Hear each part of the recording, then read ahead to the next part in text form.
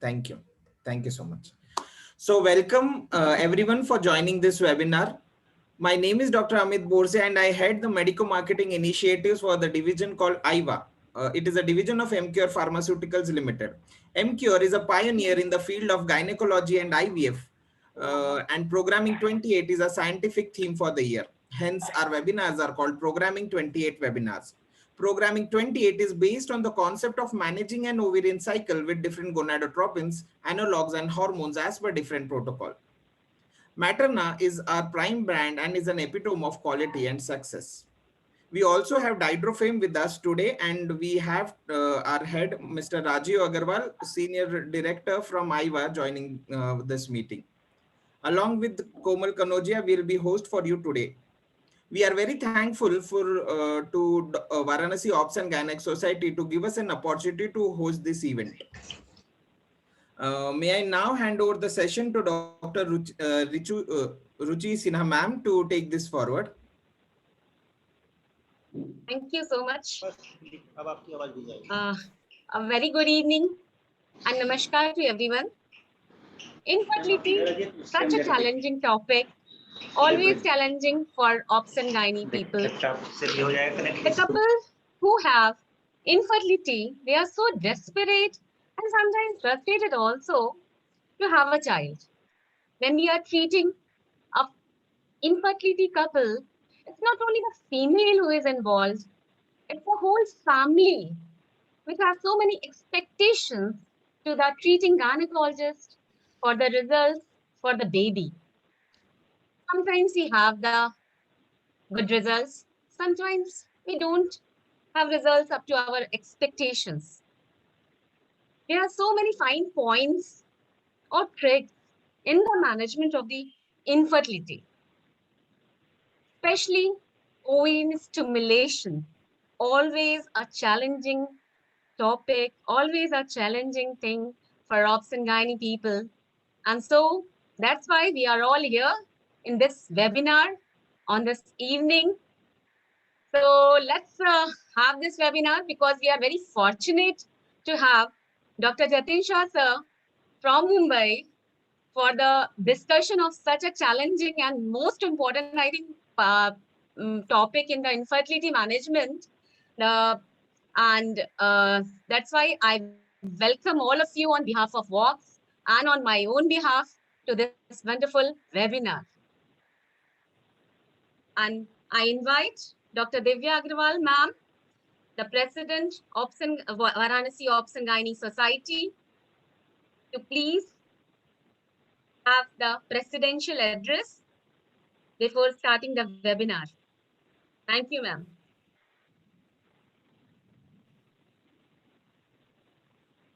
Dr. Divya Agrawal, ma'am, she is Director of Ayushman Multi-Specialty Hospital and Morphus Akriti International IVF Center, Varanasi.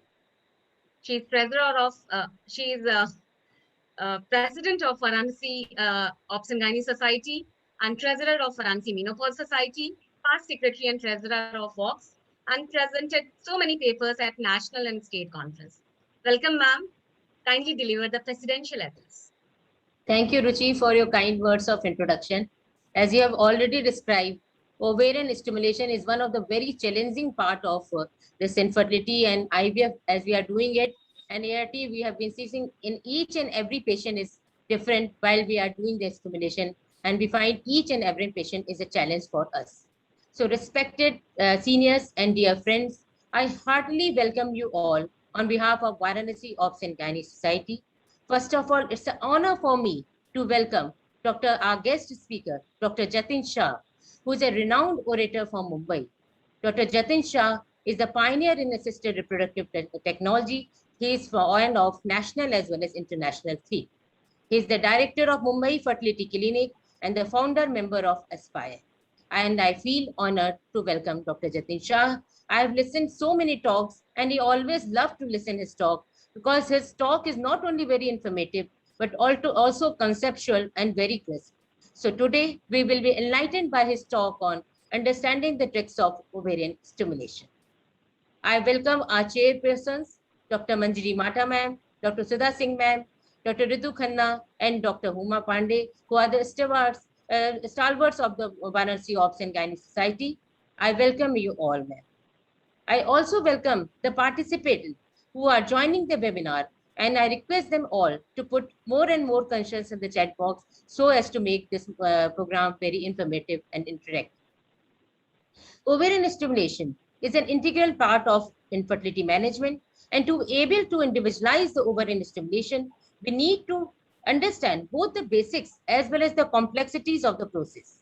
So, for proper ovarian stimulation is an art so as to manage a balance between the retrieval of multiple good oocytes on one side and prevention of OHs on the another. This is particularly difficult in cases of lower ovarian reserve, like in endometriosis, premature ovarian failure cases, or the older age group, and also excessive response to prevent the OHSs, as in cases of PCOS. So trick lies in fitting the proper size of gloves to the therapy, and let's understand that trick from Dr. Satin Shah for the further proceedings, and let's start our session. And for further proceedings, I would like to call upon Dr. Ishita and Dr. Ruchi. Thank you, Divya ma'am. It has always been, I am Dr. Ishita Awasthi. Good evening, everyone. And I'm looking forward to this presentation by Jatin Shah sir.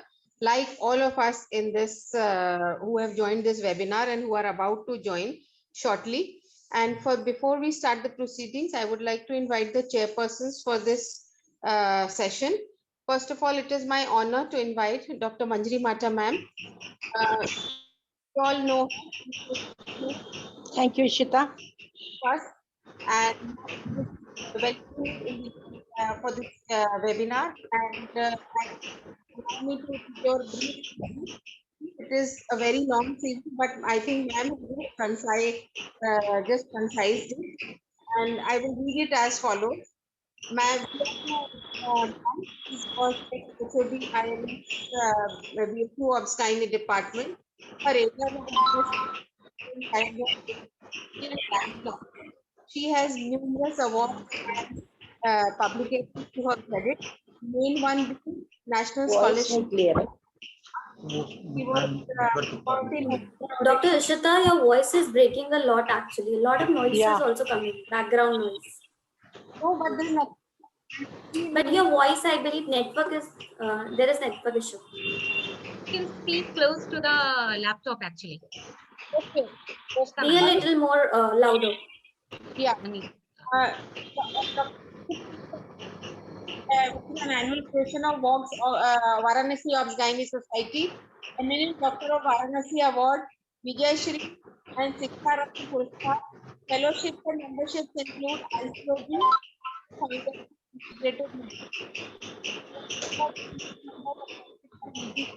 and DPSC. She was organizing secretary for AICOG, 55th AICOG, which was held at Varanasi. She has been national teacher and training for a training course by WHO and good clinical practice training course. She has visited various places, in which include Singapore, Malaysia, Thailand, for all academic activities as faculty and participant. She is actively participated in community service programs organized by various platforms, and she is also editorial board member of Journal of UPCOG. Welcome, ma'am. With this, I would like to ask Dr. Ruchi to introduce our next chairperson. Dr. Ruchi. Our next chairperson is Dr. Sudha Singh ma'am. It's my pleasure to introduce her. We all know such a kind and smiling lady. She is Director and Senior Consultant, Shubham Mother and Child Care, Shubham Fertility Center, Varanasi. And she is the past President and Secretary of WOX and a practicing consultant, special field of interest, infertility, ART, endoscopy, high-risk pregnancy. And she is life member of so many society, including FOXY, IAG, ISAR, IFS, IMS, ESI, IMA, and INTACT. Thank you, ma'am. Dr. Ishita, please introduce the next chairperson.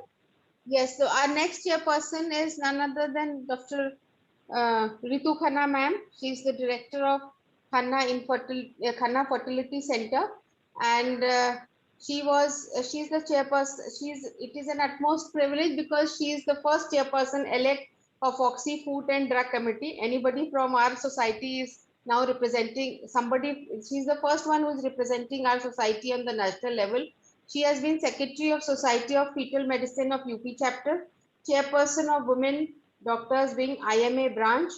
She was Vice President Walks, Secretary Walks, and she was organizing secretary for the most vibrant conference which was held in 2019.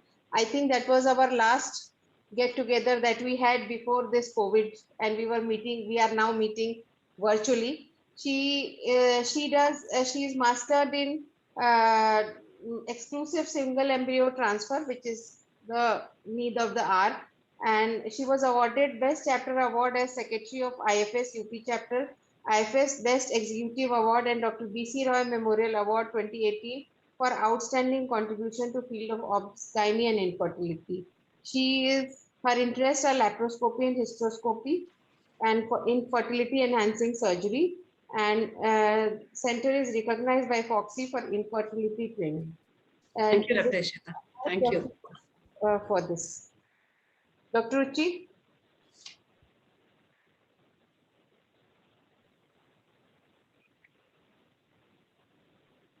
Dr. Ruchi? Next chairperson. Our next person for today's webinar is Dr. Uma Pandey. She's a professor and head department of Gynae IMS BHU, an examiner for so many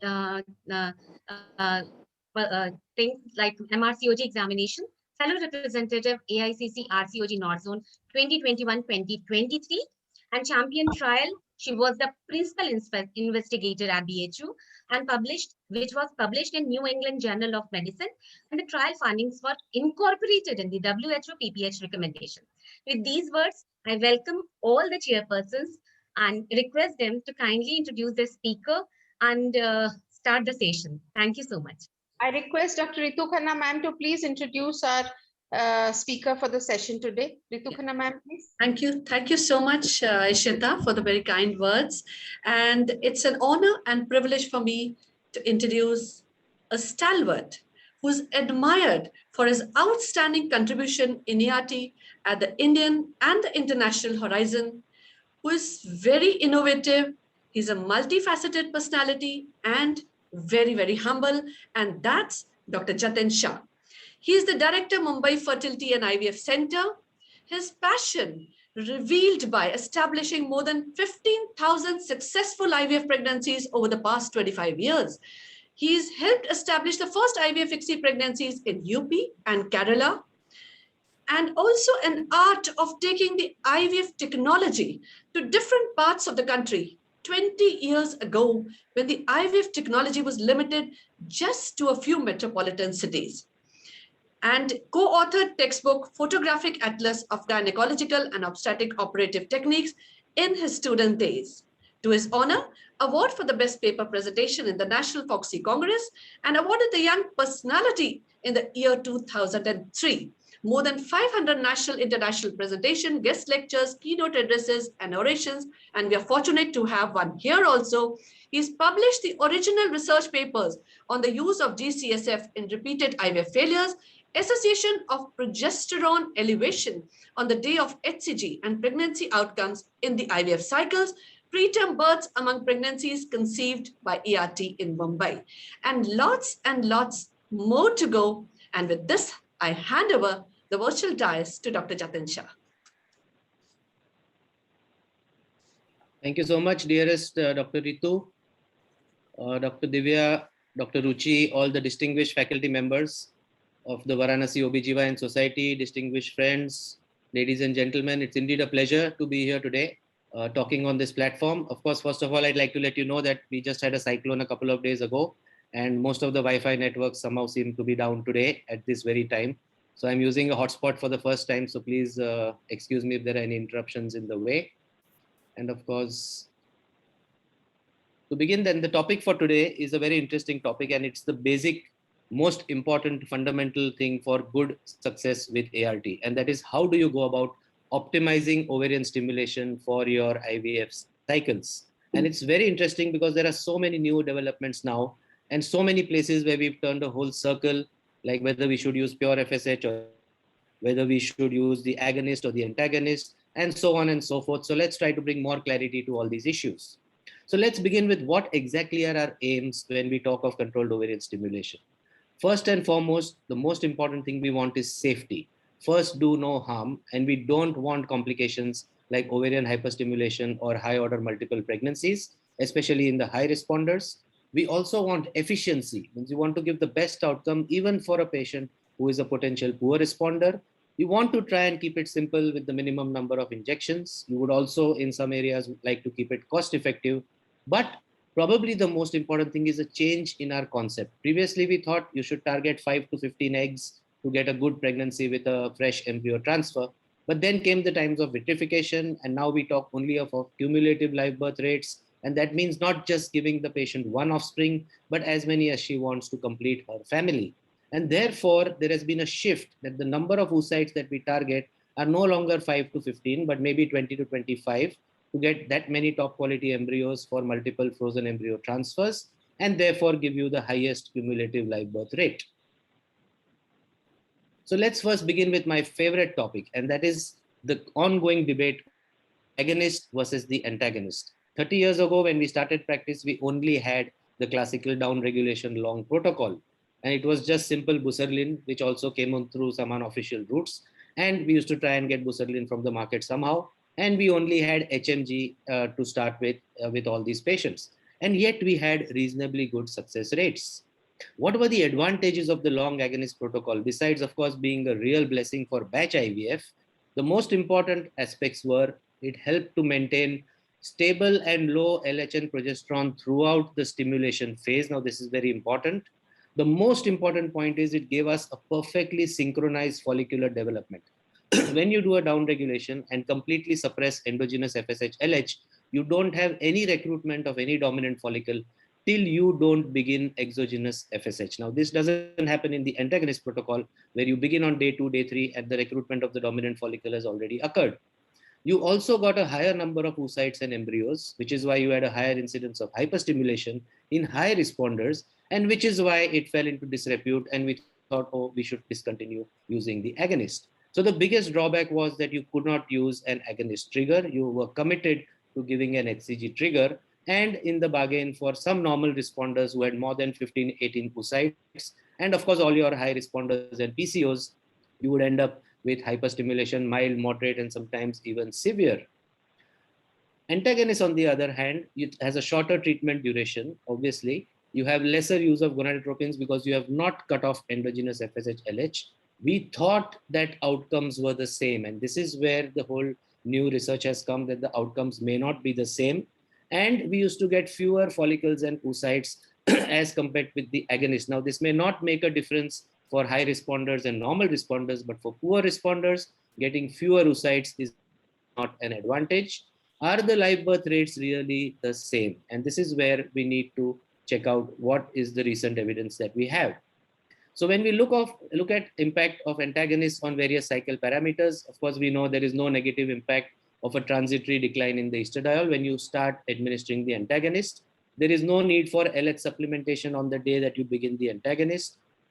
Is the flexible antagonist start as successful as fixed? And again, we have a few new concepts here. Can you delay HCG by 1 day? Yes, you can, and it is not detrimental. OC pill pretreatment definitely impacts the outcome in antagonist cycles. And we have enough evidence, and yet everybody continues to use birth control pills as pretreatment. 2006, we had evidence that the OC pills cause slower follicular growth, lower estradiol levels, longer stimulation, higher consumption of gonadotropin. 2017, we had a paper showing lower ongoing pregnancy rates and lower live birth rates. And as recently as 2018, we had a higher miscarriage rate whenever you have OC pill pretreatment in an antagonist cycle protocol. So then why did the antagonist replace the agonist? And it was purely because of this meta-analysis in 2011 by Al-Inani, where he clearly showed a significant reduction in the incidence of hyperstimulation, which is of course obvious for the normal responders with a borderline high AMH or the high responders. And therefore they said the live birth rates were comparable, and we should be moving away from the long protocol to the short antagonist protocol. So they showed similar live birth rates in both. They showed better safety profile with the antagonist. No difference in ongoing pregnancy rates in the PCO category. Again, better and better safety profile in PCOS, 40% reduction in moderate or severe OHSS by using the antagonist. And of course, as we all know, that you had the flexibility of using the agonist trigger in an antagonist cycle, and therefore completely eliminated the problem of hyperstimulation. So that's why we shifted to the antagonist. But is there a twist in the tail? And this is where we come to this important paper, that does the use of the agonist or the antagonist have any impact on oocyte and embryo quality? And if you look here with the antagonist and the agonist, if you compare the two, the number of follicles aspirated were higher with the agonist as expected. Number of retrieved oocytes therefore higher. But oocytes with cytoplasmic abnormalities were higher, significantly higher in the antagonist group as compared to the agonist. Also, the number of fertilized oocytes per cycle significantly higher in the agonist group. Number of zygotes with normal pronuclear morphology, again higher with the agonist as compared to the antagonist. The only advantage that the antagonist had was they had fewer more blastomeres on day 2, 4.28 versus 4.03, and the amount of fragmentation on day 2 was marginally lower with the antagonist. But of course, as always, when they compared pregnancy rates, 28% with the antagonist, 38% with the agonist, but yet it did not reach statistical significance, and therefore this paper was kind of ignored and took a backseat, that all these advantages on the oocytes and embryos may not really be important as far as final clinical live birth rates are concerned. But it is this difference which is very important in the poor responder group. And therefore, wouldn't it be better to get these marginal advantages of oocyte and embryo quality to prefer the agonist for poor responders? We then had this study in 2020 where they used the same patient to compare the agonist versus the antagonist. And that's the best way to compare two different protocols, rather than taking 100 patients in the agonist group and 100 patients in the antagonist group and different patients. It's always best to compare both protocols in the same patient. The only problem was that the agonist cycles were using only rec FSH. So they did not give any LH or HMG in these downregulated patients, and they used HCG trigger for all the patients. And as expected, they found no difference in the quality of embryo morphology or morphokinetics after switching from agonist to antagonist in consecutive treatment cycles of the same patient. A year before that, we did a similar study, but we did it in poor responders. So here you can see first cycle was an antagonist, the conventional cycle. The second cycle was an agonist cycle. The agonist cycle was using pure HMG. The antagonist, we used a combination of rec FSH and HMG. And then we compared various parameters in these poor responders. Most of them were in the age group of 27 to 41 with a diminished ovarian reserve. So they were Poseidon's group 3 and 4, young and old patients with a diminished ovarian reserve. And what we found, you have a significantly higher number of oocytes with the agonist, which makes a huge difference for a poor responder. Significantly higher, almost double the number of top quality embryos when you compare the agonist as versus the antagonist. And the number of poor quality embryos were higher with the antagonist as compared to the agonist. And this is what makes a real difference. And we need to rethink whether we should be going back to the long agonist protocol for all poor responders. What about normal responders? We had this paper in 2017, which showed us that, okay, both of them are the same, the live birth rates are the same, pregnancy rates are the same. And because there is a substantial reduction in OHSS, there is no advantage in using the long agonist protocol. But then we had Lembach study in 2017, a large meta-analysis again, but with a difference where they really subcategorized the groups of patients. Now, knowingly or unknowingly, a lot of OC pills pre-treatment, we give a fixed start antagonist on day 6, or we use a flexible start on day 14. So there are so many variables. So what is the right way to go when you're using the antagonist? So here they categorize the patients. Flexible antagonist start at 14 mm versus the long agonist protocol. Fixed antagonist on day 6 versus the long agonist. OC pill pre-treatment, flexible antagonist versus the long agonist. OC pill pre-treated fixed antagonist versus the long agonist. And what did they find? That in the general population, clinical pregnancy rates were in fact lower with the antagonist even in normal responders. Also, the agonist protocol yielded significantly more oocytes, which is a definite advantage in poor responders. The main important point was that your pregnancy rates are low when you use a flexible antagonist protocol and OC pill pretreatment. Now, this is probably the most important take-home message you can take today, that if you give OC pill pretreatment and then you start flexible start, that means you wait for 14 millimeters before you start the antagonist, your pregnancy rates will not be as good as a long agonist protocol. But if you use a fixed antagonist start and no OC pill pretreatment, then your antagonist results will be the same as the long agonist protocol. And that is why we need to now fine tune our antagonist protocols. And why are pregnancy rates lower with the antagonist? Because of the premature LH surges. These may not be adequately suppressed. LH surges occur in over 8% even of fixed start antagonist cycles compared to less than 1% with the long agonist protocol. 80% of these surges will occur before you start your antagonist treatment. So maybe even starting on day 6 is likely to be too late. And even in the flexible start, the same holds true, because the more you delay the start of the antagonist, the higher the chance of these premature LH surges.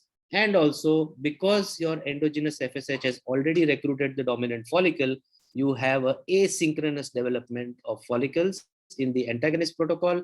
And that is why you don't get a perfect yield of uniform metaphase 2s and top quality embryos with this protocol. So how can we restore better outcomes with the antagonist? One is, of course, antagonist pre-treatment to suppress endogenous FSH surges which cause follicular recruitment and dominance. And that was first reported by Fanchin, where he gave a single high dose of cetrorelix, 3 milligrams, as against the 0.25 that we have available. And it was administered mid-luteal phase of the previous cycle so as to ensure a suppression. What we prefer to do now is, of course, just use 0.25 on days 2, 3, and 4 of the cycle, and it's the same effect very much, and you don't get a follicular dominance. And then when you begin gonadotropin on day 5, you have a perfectly synchronous cohort, much more homogeneous and almost like a long agonist protocol. Another study which we missed, and why all of us, and even I was guilty, that I kept teaching everyone you should always do a flexible start, always do a flexible start. Whereas in fact, the antagonist consensus workshop had clearly shown that besides the other points that you don't need to step up FSH when you add antagonist, you don't need to add LH and so on. They also said that the fixed start appears to be associated with a higher pregnancy rate. And this is what we missed at that time. And to bring back to the same study of Lambok, that again, the difference, there is no difference in ongoing pregnancy rates between agonist and antagonist with a fixed start antagonist protocol. And that is where you now need to fine tune that if you are to get all these advantages of the long protocol, make sure that you do an antagonist pretreatment on days 2, 3, 4, no OC pill pretreatment. All patients with regular cycles, you must do a fixed day start and not a flexible start. So day 6 of gonadotropin should be the day, even if they are 12 mm or 11 mm, you should start the antagonist. Only for anovulatory high responders, where you are not sure when they will start responding, you do a flexible day start at 14 mm for a better outcome. So again, main tips for the antagonist: fixed day start on day 6 for all regular cycle patients, so all your poor responders and normal responders. Flexible antagonist no later than day 8 or no later than follicle size 14 mm, only for the PCOs and high responders. If, however, you have more than 6 to 8 or 10 follicles recruited, which are in the range of 11 or 12 mm in a high responder, please start the antagonist and don't wait for 14 millimeters in these patients. So you really need to individualize to this extent as to when you should be starting the antagonist for every patient. So will this debate be valid in the near future? May not be, because now we know we have an oral option, medroxyprogesterone acetate 10 milligrams a day from day 2. The same time as when you start your gonadotropin will effectively block the LH surge. But because of the adverse effects on the endometrium, when you give progesterone in the follicular phase, you cannot do a fresh embryo transfer and you have to do a frozen transfer. Of course, there are papers for and against. Some said the pregnancy rates were not good, but more of the studies are in favor of using MPA as long as you do a freeze-all and not do a fresh embryo transfer. Next, coming to what we heard in the introduction, that what is very important is individualized and controlled ovarian stimulation. So let's begin with the high responder. And now to categorize these patients, you need to do this at the very outset. So you have to see the history of the patient, the age, the BMI, what is her ovarian reserve, the AFC and the AMH, does she have associated PCOS or endometriosis, and what was her past response in previous IVF cycles. Now, once you compile all this information, you will categorize the patient either as a high responder, a normal responder, or a poor responder. So let's begin with what used to be the most difficult category, and that was the high responder. And why was it difficult? Because the minute you started gonadotropins, however low with the dose you went, the ovaries would explode, you would end up with hyperstimulation. So there is a propensity for a very exaggerated ovarian response. There are great difficulties in titrating the doses because once these 30-40 follicles have been recruited, you can't really do much to reduce that number. That in the past used to result in increased risk of cycle cancellation and increased incidence of hyperstimulation. But with the advent of the antagonist protocol and the agonist trigger for these patients, you eliminated 1, 2, 3, and 4 as potential complications. And that left us with two other problems. One was the increased incidence of premature progesterone rise, which again was countered totally with the use of the freeze-all policy, but we still couldn't conquer the increased risk of early pregnancy losses. As we are all aware, in PCOS and high responders, there seems to be a higher incidence of early pregnancy loss. Do we have something to help these patients with that problem? So of course, we all know this classical slide where you can see with higher number of oocytes, especially after the number of 15, there will be an increase in your OHSS rates. As you can see here, all of us are familiar with that. And we have more or less standardized the management now with the use of the antagonist protocol. Exclusively never use an agonist downregulation protocol for a high responder, a patient with a high AMH, high AFC, classical PCO. Always use the agonist trigger if you have more than 15 follicles. You don't want even mild or moderate hyperstimulation. Otherwise, you are not a good clinic. Have a good vitrification program because you will need to do a freeze-all policy for all these patients and then do a good frozen embryo transfer in a subsequent cycle. And we know that this is extremely successful. Pregnancy rates are very good, almost in the range of 50 to 60% in the first frozen embryo transfer. And of course, we know why we went to this approach, again, because of the same meta-analysis, which clearly showed that the antagonist protocol. Again, coming back to whether you should do fixed or flexible start in PCO patients and high responders, flexible antagonist protocol is better to get better quality oocytes and embryos. And is it a significant difference? Yes, it's hugely significant. You can see this is the flexible start of the antagonist at 14 millimeters compared to a fixed day start on day 6 or day 7 in high responders who don't have regular cycles. So there is no point starting on a fixed day 6 if there has not been any recruitment or any response of the ovaries to say your starting dose of 150 and then you want to step up to maybe 225 or 300. So here, when you use a flexible start, you get a significantly higher number of oocytes, 15 versus just 7. Number of metaphase 2 oocytes also significantly higher at 11 versus 4.5. The number of embryos for freezing hugely different at 9 compared to just about 2 when you do a fixed start. So this is the meaning of individualized stimulation, that even the start of the antagonist has to be individualized.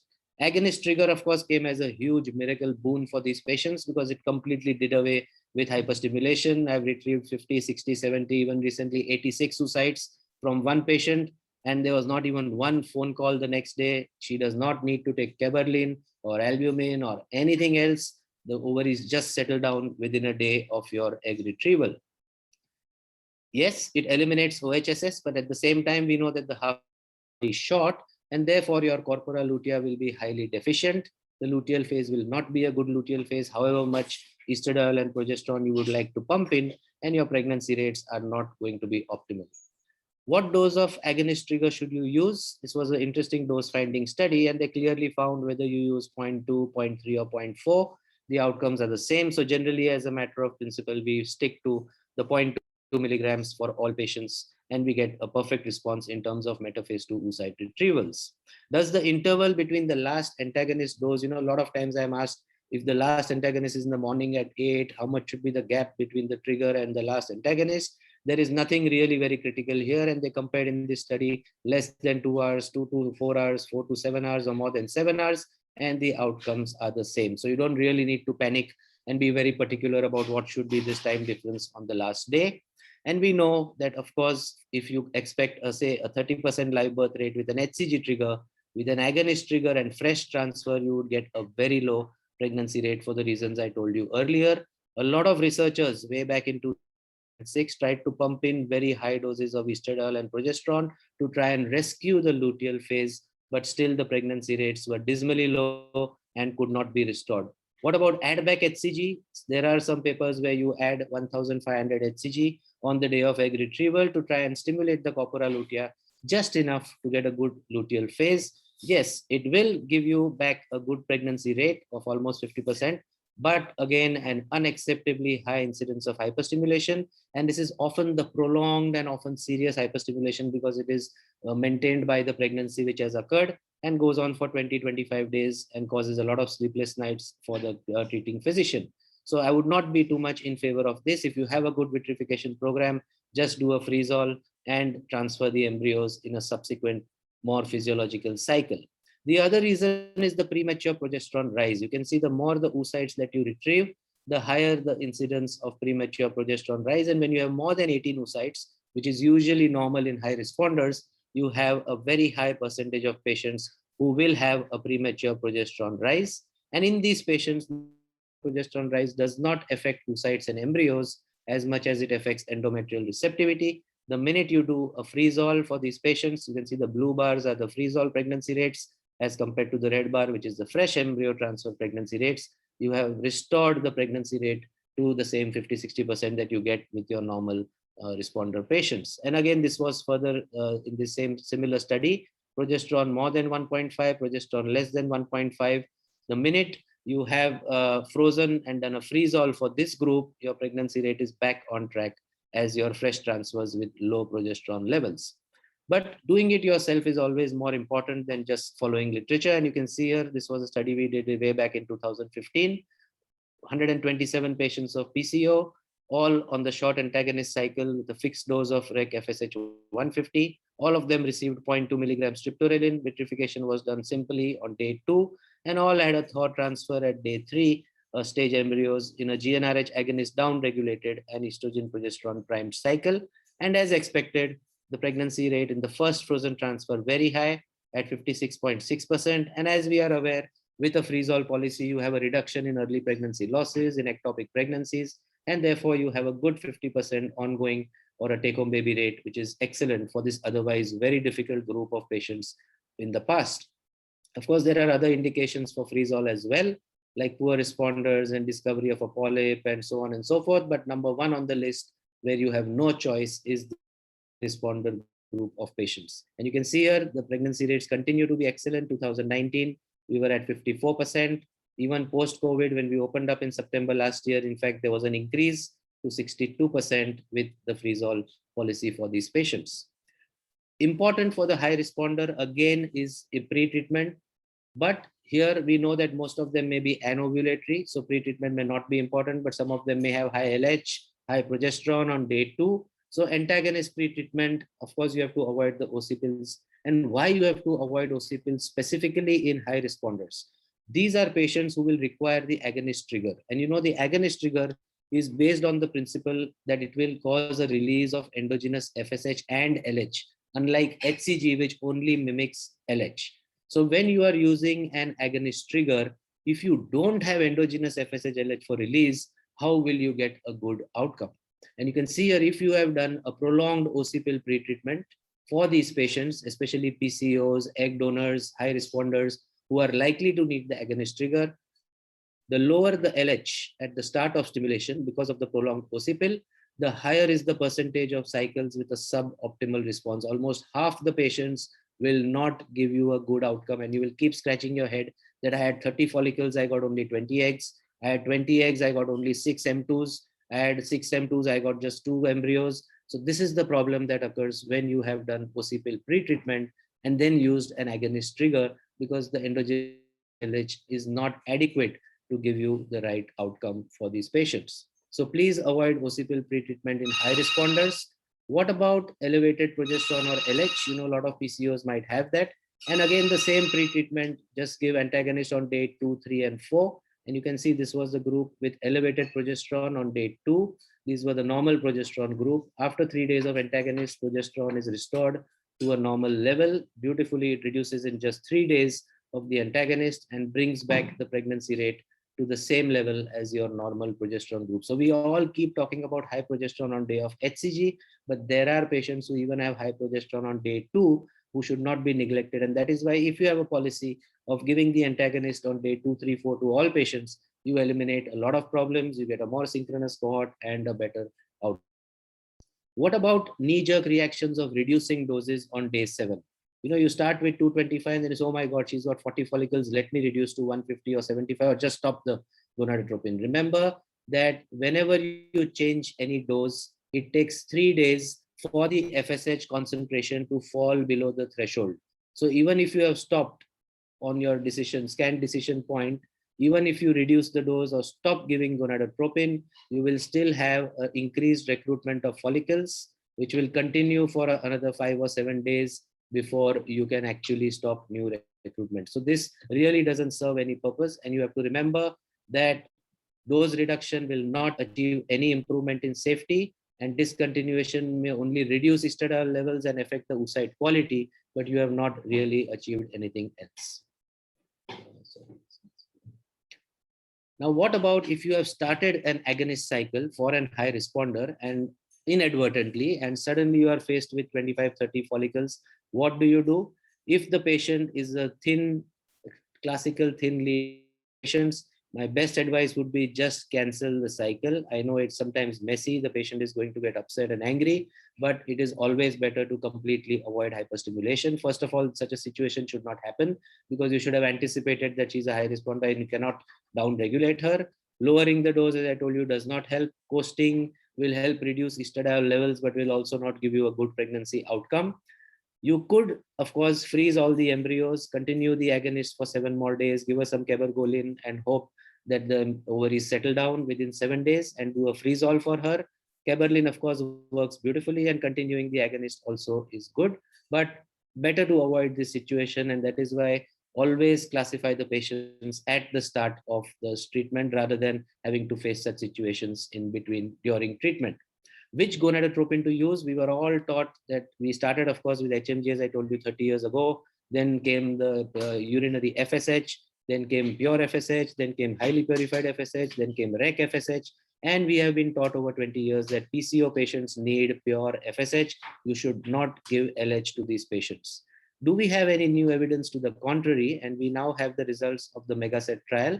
That is the use of HPHMG in cycles in high responders. So does HMG give you any benefit in high responder patients? And it's very interesting to see what was the outcome of this study. And you can see, of course, there is a reduction in the E2 levels on day 6 because HPHMG causes recruitment of fewer follicles as compared to REC FSH. We know REC FSH is more potent, but is this really an advantage in high responders? You can see here when you look at fresh cycle outcomes, ongoing pregnancy rates were on par. In fact, HPHMG was marginally higher, although it did not reach statistical significance. What was really important, and that is why I showed you the first slide of what are the problems in high responders, you have a significant reduction of early pregnancy losses. For some reason, that little bit of HCG-driven LH activity, which is there in HPHMG, helps to give you better top quality embryo for a lower miscarriage rate. So, of course, as expected, the HPHMG group gave 7 fewer oocytes. Now, this was expected. So, what is the advantage then of using HMG? This translated to 5 fewer metaphase 2s. This translated into 4 fewer zygotes, into 3 fewer blastocysts. And now all of you must be wondering, then where is the advantage? But the same number of top quality blastocysts. So, finally, the advantage of getting 7 more oocytes with the REC FSH were negated when it came to the number of top quality blastocysts. What about the frozen embryo transfers in these groups? Now, mind you, these were all PGT tested euploid embryos which were being transferred. And yet, if you see, there is a significant reduction, almost half is the early pregnancy loss with HPHMG as compared to REC FSH. For some unknown reason, we still don't know, because if they were all euploid PGT tested embryos, why is there so much of a difference in the early pregnancy losses? And that brings us to cumulative live birth rates were the same in both the groups when you put fresh and all frozen transfers together. But this cumulative live birth rate in 6 months was achieved with fewer transfers, 43 less transfers in the HMG group as compared to rec FSH, using 65 fewer genetically tested euploid embryos. So this is the main important point here. Besides the reduction in pregnancy losses, you also achieve live birth at a faster rate as compared to rec FSH. Of course, as expected, significant reduction in OHSS in the HPHMG as compared to rec FSH, and therefore now we consider that HMG also could be a first choice for high responders and PCO patients. Mostly, of course, it is inferiority study, so they said it is non-inferior, but my main point is reduced early pregnancy loss rates in both fresh and frozen cycles with the use of HMG in high responders. Reasons for better outcomes, of course, we know there is a lower incidence of premature progesterone rise. You get significantly more top quality embryos, significantly higher implantation rates, and HCG, which is there in HPHMG, has a tendency to accumulate. Unlike LH, where the levels remain constant, HCG accumulates with every day that you give it. So the higher the HCG level on day 6, the higher is your final live birth rate in this group of patients. So that's a very interesting finding here. Moving on then to the next difficult category, which is the poor responder. If you agree that 60% of our patients fall into this category, at least in cities like Mumbai, Delhi, Bangalore, and so on. For some reason, we have more and more patients in the age group, which is really difficult, and managing poor responders has been difficult until now because there was no standardized management. 47 RCTs, 41 different definitions. There were 32 different recommended interventions on how to treat them, and there is so much confusion on what is the best management. To remember this slide if you really want to manage the patient well. So you have the first category of patients who has a diminished ovarian reserve to start with. So she doesn't have follicles. She has a low AMH and a low AFC. However high you go with FSH doses, she is not going to respond. The second is she was a normal ovarian reserve patient, but you did not give her the right dose of gonadotropins and you converted a normal responder into a Poseidon 1 or 2, and that is a suboptimal poor responder, and this was because of inadequate dosing.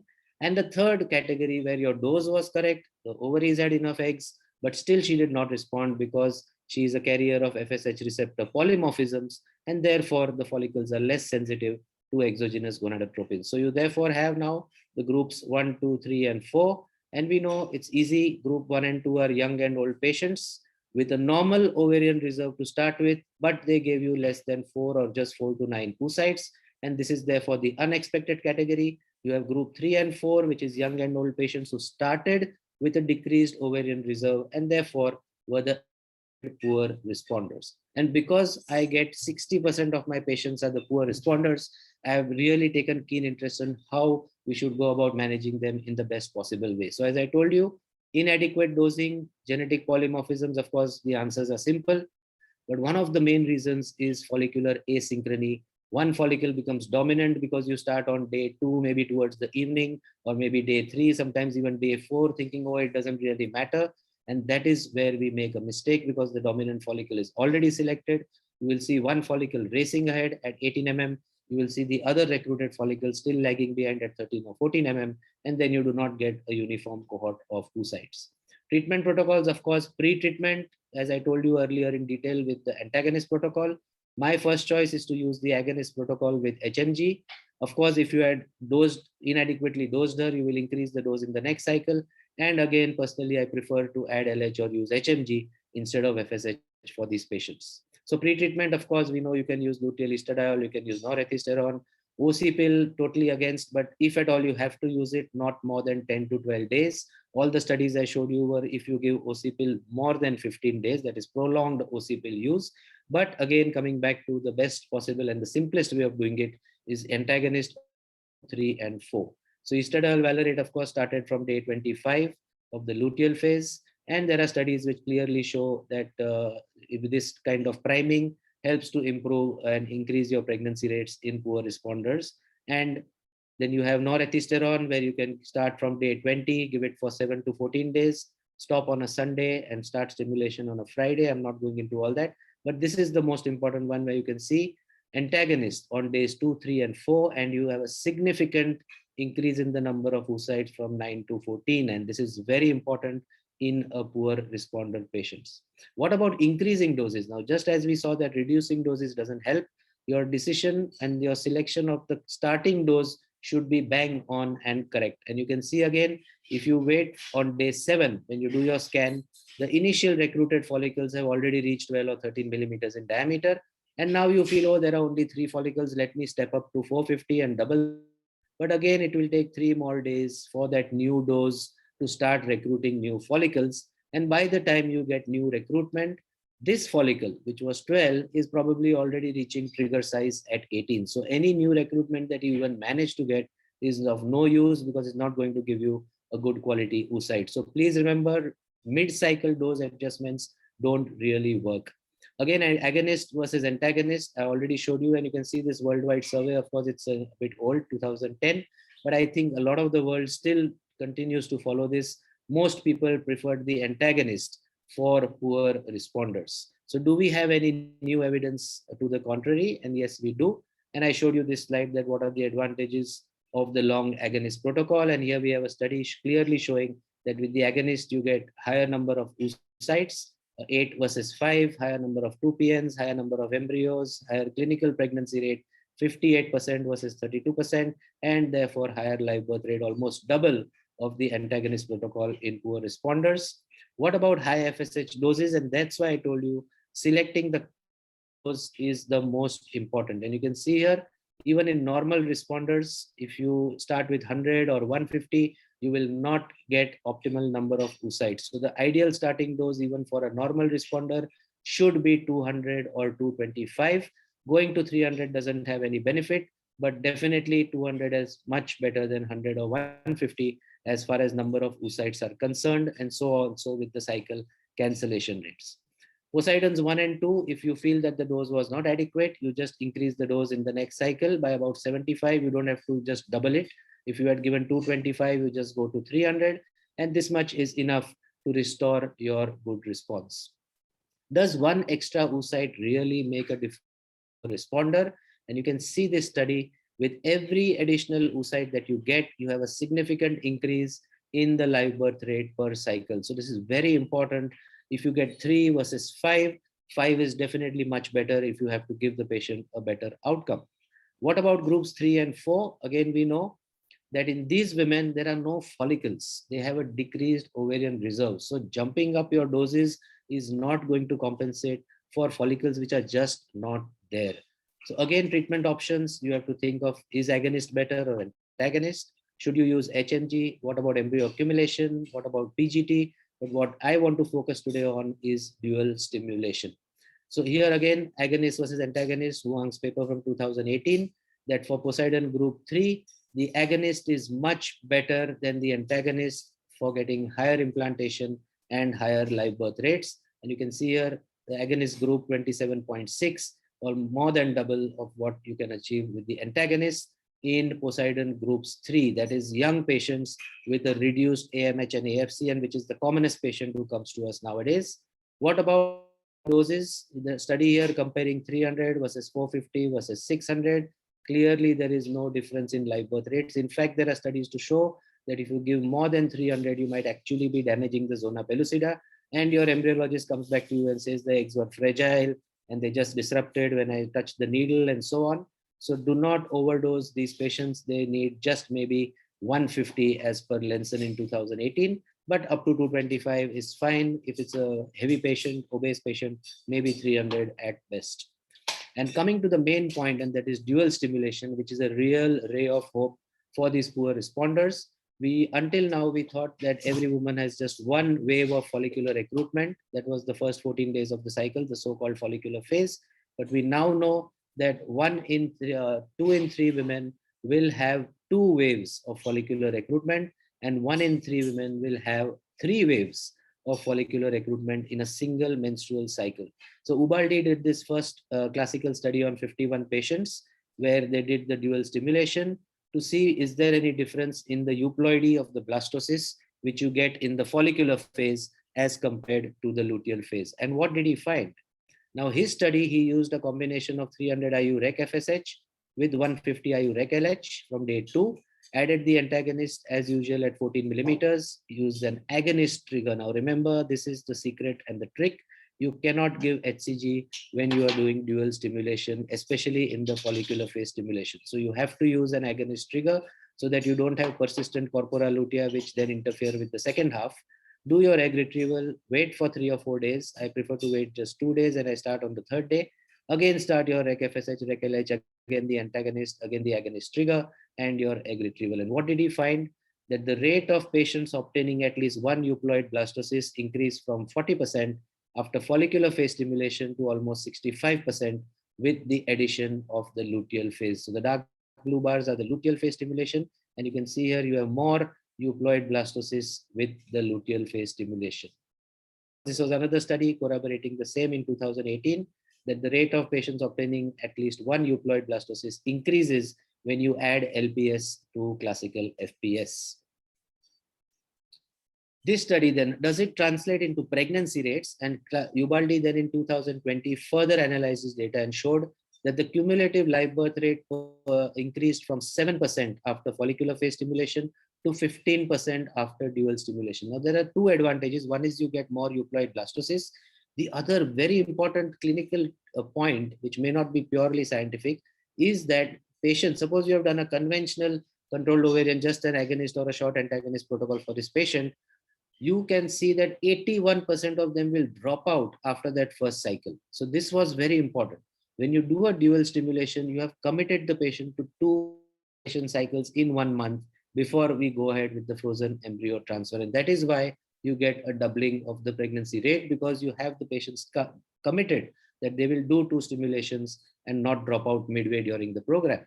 And this was an analysis we did on our own patients, because I keep talking about dual stimulation. I wanted to know, does it really work? So there's a 28 patients we have done, I think from November or December, age group ranging from 27 to 43. All of them had very low AMHs. There were AMHs even of 0.2 and 0.4. In fact, 8 of the patients had AMH of less than 1. Follicular phase stimulation, we did rec FSH plus HMG. Total dose was 300 to 450. Antagonist was a fixed start antagonist from day 6, unlike Ubaldi's paper. We used the agonist trigger and of course did the egg retrieval and froze the embryos. For luteal phase, we again used a combination of rec FSH HMG, again total dose 300 to 450, fixed day antagonist from the 5th day of stimulation. This time we could use an HCG trigger for some, because you're not going to stimulate her again in the next month, but decapeptyl also could be given. Embryo transfer was then done either with the FPS embryos or with the LPS embryos, whichever were of better quality for that given patient. And what did we find as far as outcomes was concerned? Number of oocytes retrieved higher with luteal phase stimulation. Number of top quality embryos almost double with luteal phase stimulation. Number of medium quality, poor quality were the same. Fertilization rate significantly higher in LPS. Number of transfers, only 4 out of 20 patients who reached transfers had better qualities with follicular phase stimulation. So we used embryos. 16 out of 20 patients had better embryos with luteal phase stimulation. That's almost 80% of the patients. But what was the most shocking, I won't say surprising, was the final pregnancy rate.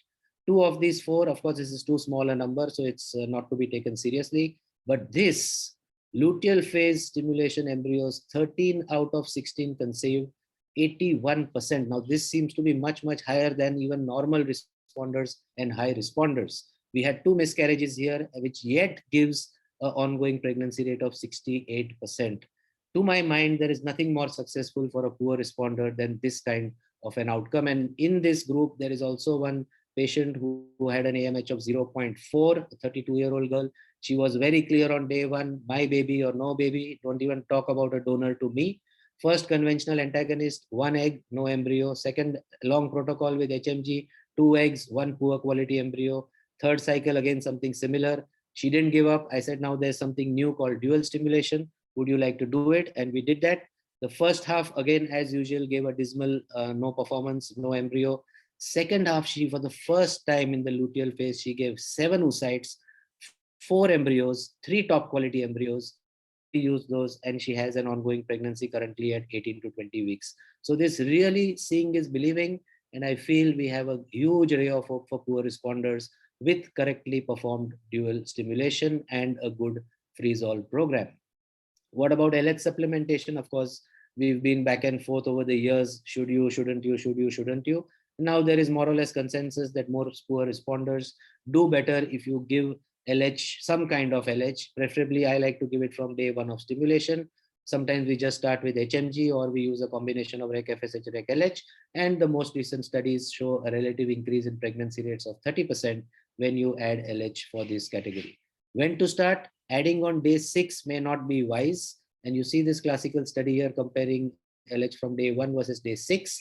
And you can clearly see much higher pregnancy rates if you start from day 1 as compared to day 6 in these patients. Another important way of managing poor responders in the past, before we started dual stimulation, we used to do embryo accumulation. So 2 cycles of stimulation, gather good quality embryos, freeze them, and then use them. And here you could see initially we were using a combination of REC FSH, REC LH, ongoing pregnancy rate after 2 cycles of accumulation, 23%. We switched to a combination of REC FSH, HP, HMG, and it seems to have increased to about 35%. But of course, after this, we almost completely switched to dual stimulation for this group. And you can see embryo accumulation, there are a lot of international references too, where the live birth rate increases. And if you have counseled the patient beforehand, you will not have dropouts. You have to tell her right on the first day that, oh, look, your first cycle may not give us good eggs or embryos. So please don't, you have to accept that you might have to do 2 or 3 stimulations to get a good number of embryos for transfer. What about the trigger? Of course, a dual trigger is preferred for most categories except the high responders where you don't want to give HCG. And why is this? Because in natural cycles, final oocyte maturation is induced by a dual increase of LH and FSH. HCG triggering simulates only the LH and does not give any FSH activity. Thus, the role of HCG is to maintain the LH activity in the luteal phase, while the agonist trigger induces a more physiological peak and gives you both LH and FSH surges. So of course, we have been doing this for a long time now, and you can see you will have a higher number of oocytes. So especially patients where you have not got an adequate number of oocytes as compared to the number of follicles, or you have not got the number of metaphase 2s that you were expecting as compared to oocytes retrieved, the double trigger does much better as far as, and statistically significant difference in all of the parameters when you use a combination. And this was a recent study, HCG alone versus HCG versus the plus the agonist trigger. And you can see significant improvement in all the outcomes, especially in women with diminished ovarian reserve. So for poor responders, they have problems at every stage, and even to get your good crop of metaphase 2 oocytes, it's better to give them a dual trigger. So right now, to summarize the poor responders, we like to give pre-treatment with coenzyme Q, resveratrol, and ARG9 for 2 months, testosterone gel for 20 days pre-stimulation. First choice, long agonist with HMG 300. Second choice, antagonist pre-treatment, REC FSH and HP HMG with a fixed day start antagonist and the dual trigger. But as I told you, really excited about dual stimulation. This might soon come on top here. Fresh transfer if the parameters of progesterone are fine. Otherwise, if you don't have enough, frozen embryo transfer after embryo accumulation. And finally, normal responders, of course, we take them for granted. But again, just to recap, please shift from your aim of getting 5 to 15 to about 25 oocytes, 20, 25 oocytes, even in normal responders. And for that, you need to select the correct initial dose. And I showed this slide earlier that 225 is better. Sorry, there's some repetition here. This we already. Yeah, and that brings us to, of course, finally, you've done your stimulation, categorized the patients, used your agonist, antagonist judiciously, categorize them to high responders, poor responders, normal responders, done your freeze-all. There are a lot of indications for freeze-all, especially at our clinic where we deal with a lot of failed IVF patients from all over the world. So poor responders where you're doing dual stimulation or you want to do embryo accumulation, obviously you have to do a freeze-all. High responders, I already told you earlier. High and even low progesterone on the day of HCG. So progesterone less than 0.5 or more than 1.5, we prefer to freeze. History of a biochemical pregnancy in a previous IVF cycle. or a early pregnancy loss, natural or IVF, or a previous ectopic with fresh transfers. If you inadvertently discover a polyp, which happens quite often in busy practices during the follicular stimulation, and you can't do the transfer, you have to do a hysteroscopy on the day of egg retrieval. Endometriosis, of course, frozen embryos are much better. Sometimes you detect a thyroid previously undiagnosed or hypertension at the time of transfer. Thin endometriums, where you want to do your high dose estradiol, PRP, and all those applications. When you use medroxyprogesterone acetate to prevent the premature LH surge. PGT patients, where you have to await the results of the blastocyst biopsy, so you cannot transfer fresh, and patients with recurrent unexplained IVF failure. So this almost brings 80 to 90% of our patients into the freeze-all category, and which has really been successful over the years. Of course, I showed you these slides earlier, but I'm not giving you a take-home message that do freeze-all for all. We know that for intermediate responders, even poor responders, if you have two top quality embryos, the endometrium is good, triple line with a good blood flow, and your progesterone is between 0.5 and 1.5, you could do a fresh transfer and get the same pregnancy rate. So this study of almost 100,000 cycles clearly showed that freeze-all is the best for high responders and even for normal responders who give you 15 or more oocytes. Of course, there is a debate going on that what is the cutoff? Is it 13 or 15? But as of now, we have it at 15. So to conclude then, the agonist versus antagonist, just to recap for some people who joined late, the antagonist might not be suitable. And this is a very recent paper from 2020. Antagonist might not be suitable for patients with a diminished ovarian reserve or patients above the age of 40. Also patients under the age of 30 with a diminished ovarian reserve. Flexible antagonist protocol strongly for high responders. As I told you, you will wait to see a response and then start.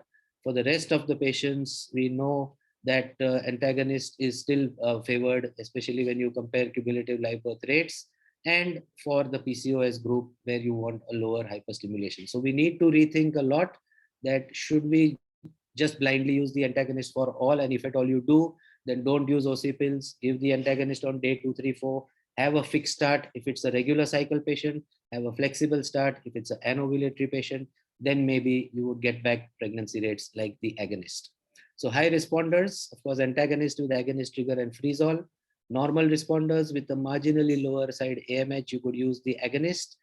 If a AMH is a bit on the higher side, prefer the antagonist. You don't want inadvertent hyperstimulation. Poor responders, my first choice, agonist with HMG, endometriosis, agonist with HMG. Fertility preservation, where you do random start stimulation, of course, you have to use the antagonist. And dual stimulation too, you have to use the antagonist. So of course, as I repeat again and again, if you have to use antagonist for all, please follow these 4 parameters very, very strictly. So high responders, of course, what are the ESHRE guidelines? Again, they agree. OC pill pretreatment, not recommended, prolonged. Antagonist protocol, CC and letrozole is not recommended. REC FSH, HMG are probably equal. Adjustments of doses in the mid stimulation is not recommended. Routine use of adjuvant metformin not required. Estradiol measurements not required. Agonist trigger for most of them. Freeze-all strategy for most of them. Caberline is not required when the agonist trigger is used. For poor responders, again, agonist and antagonist equally recommended. CC in combination with gonadotropin and gonadotropin are recommended. Letrozole is not. Higher dose of 300 over 150 for groups 1 and 2. You might have underdosed and therefore a normal responder became a Poseidon group 1 and 2. Dose of 300 over 150 not recommended for 3 and 4 who don't just have the follicles. Modified natural cycles, mild stimulations, adjuvant growth hormones, DHEA, etc. not recommended. Addition of REC-LH might increase the number of oocytes, and HPHMG is also equally effective. Dual stim as of now, because this was 2019, not recommended because there are not enough published studies on the outcome, and therefore we need more studies for this. So once again, grateful to the Varanasi Obstetric Gynec Society and of course the entire MCure team, Rajiv and everybody who's been really kind to organize this meeting. And they've done a lot of meetings with me over the past 1 year. So thank you, MCure. Thank you, everybody. And if there are any questions. Thank you. Thank you so much, Dr. Chatan. It was a wonderful presentation. And I would like to ask for the questions. If doctors are having any questions, you can write it down in the chat box. So already we do have a few questions, doctor. Can we take those? Yeah, please. No problem. Excuse me, Dr. Mata here. It's a wonderful presentation, Dr. Jatin. Thank you.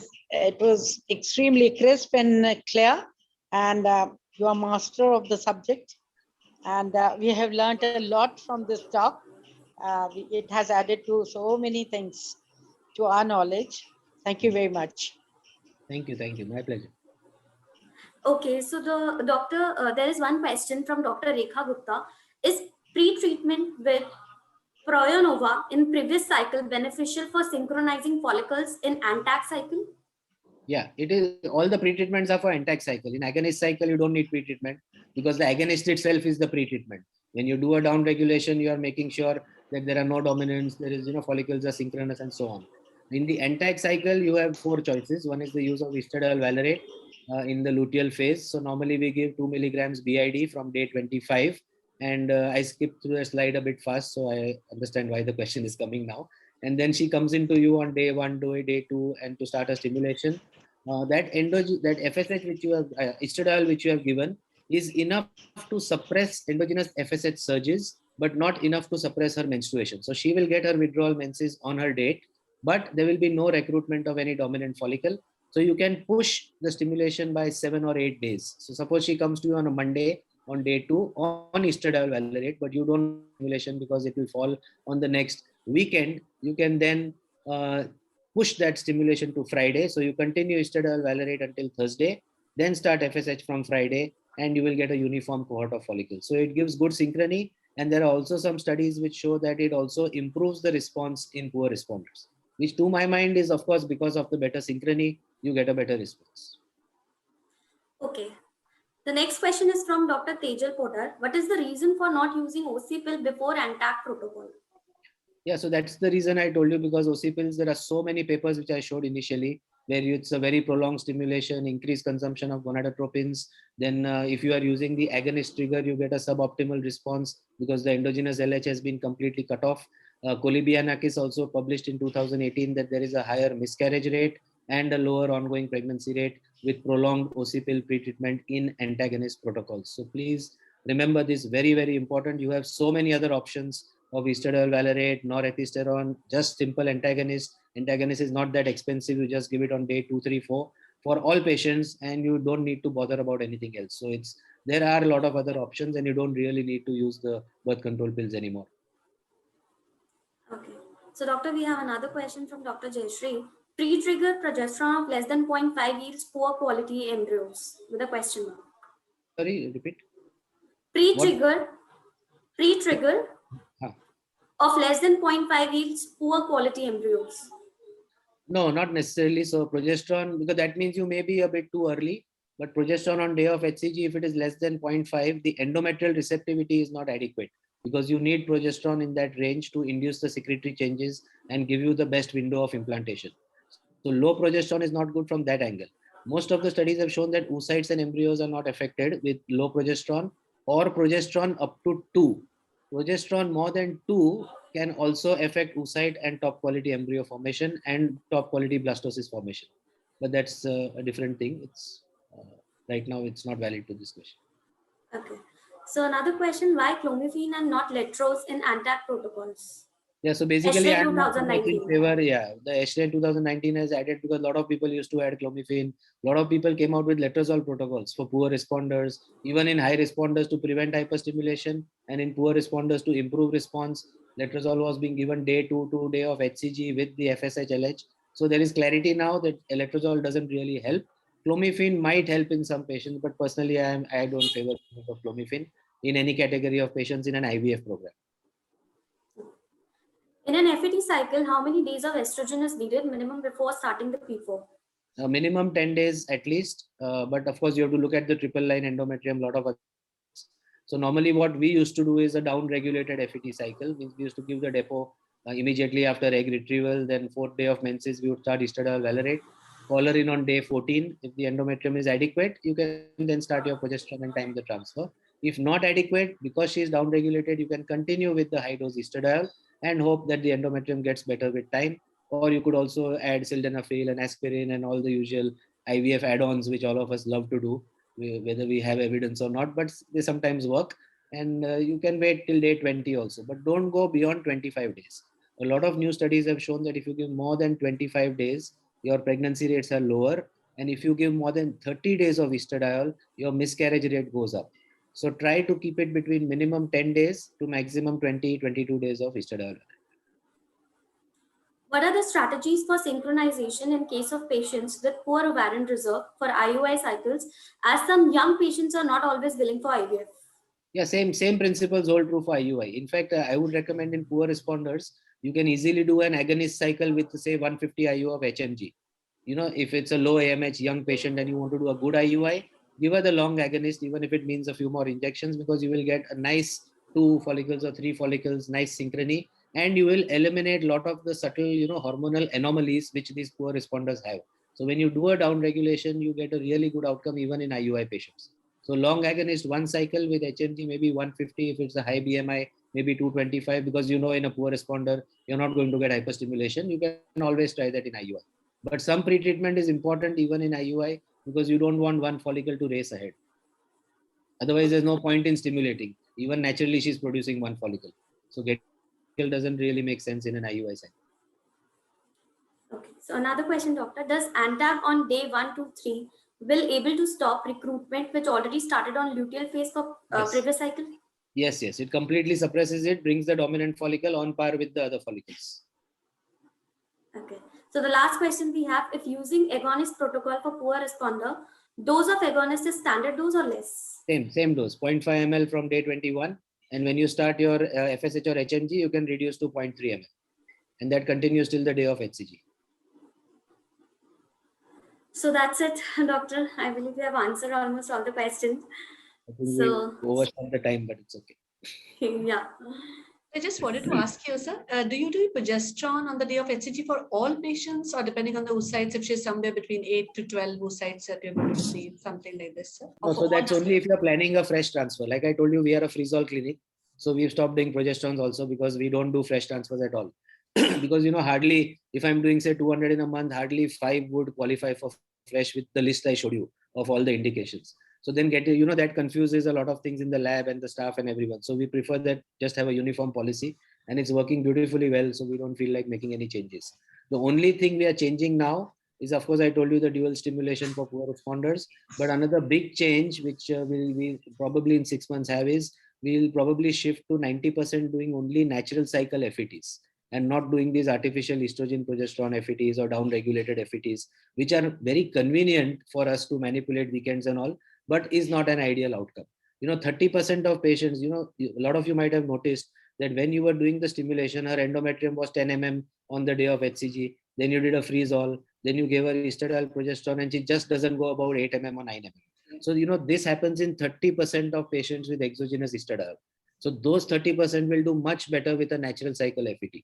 Plus, we have reports, although personally I have not, because I don't do obstetrics, we have reports that you are increasing the risk of PIH to double.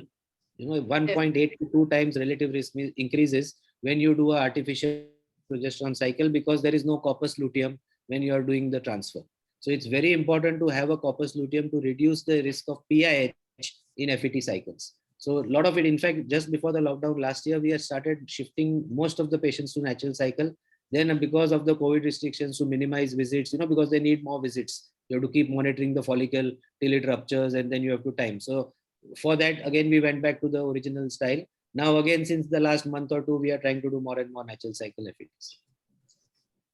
Thank you so much, sir. It was fantastic presentation. I think we're just like moving our gears and brakes, and when to apply different strategies, you took us so wonderfully well, sir. Thank you so much, sir. Thank you so much, doctor, for giving us this opportunity. Although we have 1 or 2 questions more in the chat box, so if time permits, we can take those. Otherwise, we can end the session, as you say. No, I'm okay. I can answer in the chat box. Type it out while you finish. No problem. Okay. So actually, so there is one upper limit of progesterone for transfer. Yeah, that is 2.5. How to continue estradiol, I've already told. Any benefit of increasing gonadotropins, I told you there is no benefit unless she has not responded. If it's a PCO started with 150, day 7 you scan, there is no response, then you will increase to 225. Then again after 4 or 5 days you will scan her. So that way increasing is required in high responders who have not responded. But any patient on day 7 who has already got say 3 follicles, but you want 10, so you have had to have started with a higher dose in the first place. 0.8 or 1.2, no, 1.5 is our cutoff, but you have to standardize as per your lab.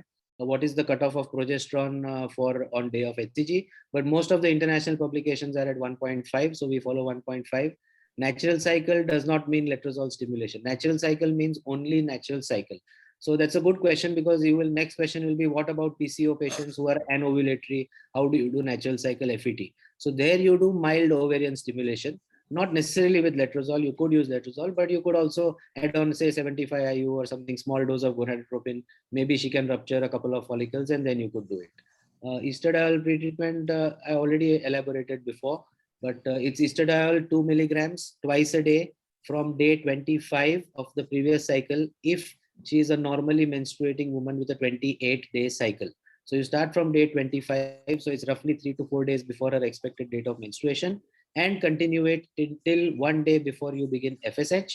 You don't have to begin FSH on day 2. You can postpone to day 9 if you wish to also reschedule or program the cycle to avoid some weekend or some kind of thing.